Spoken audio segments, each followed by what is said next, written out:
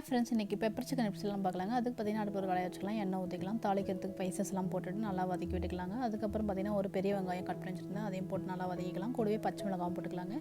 அப்புறம் ஒரு 3 ஸ்பூன் அளவுக்கு இஞ்சி பூண்டு பேஸ்ட்டு, அப்புறம் நம்ம கட் பண்ணி வச்சுருந்த சிக்கன், இது எல்லாமே போட்டு நல்லா வதக்கி விட்டுக்கலாங்க. ஒரு 10 நிமிஷம் அளவுக்கு காரத்துக்கு ஏற்ற மாதிரி மிளகாத்தூள், கொஞ்சமாக மஞ்சள் தூளும் போட்டு நல்லா வதக்கி விட்டுக்கலாங்க. இப்போ தேவையான அளவு உப்பும் போட்டுக்கலாம். இதெல்லாமே கொஞ்சம் நேரம் போல் நல்லா வதக்கி விட்டு மூடி வச்சு ஒரு 15 நிமிஷம் போல் வேக வச்சுக்கலாங்க. அடுத்ததாக ஒரு மசாலா அரைக்கணும். அதுக்கு ஒரு பேன் வச்சுருக்கேன். அடுப்பில் ஒரு 4 ஸ்பூன் அளவுக்கு பெப்பரு, அப்புறம் ஒரு 3 ஸ்பூன் ஜீரகம், ஒரு 3 ஸ்பூன் சோம்பு, இதெல்லாம் பொன்னீர் ஆகிற வரைக்கும் வறுத்துட்டு இந்த மாதிரி குறப்பாக அரைச்சி வச்சுக்கலாங்க. அடுத்தா பார்த்திங்கன்னா நம்ம சிக்கன் ஒரு 10 நிமிஷத்துக்கு மேலேயே நல்லா குக் ஆகிடுச்சு. இப்போ நம்ம அரைச்சி வச்சுருந்த மசாலாவை போட்டுக்கலாங்க. போட்டுட்டு ஒரு 5 நிமிஷம் போல் நல்லா ஓப்பன் பண்ணி வச்சு குக் பண்ணிக்கலாம். லாஸ்ட்டாக நம்ம கொத்தமல்லி இலையை தூவி இறக்கலாம். நம்மளோட சூப்பரான பெப்பர் சிக்கன் ரெடிங்க. செம்ம டேஸ்ட்டாக இருக்கும். ரசம் சாதம், சாம்பார் சாதம், சப்பாத்தி, பரோட்டா இது கூட வச்சு சாப்பிட்டா செம்மையாக இருக்குங்க.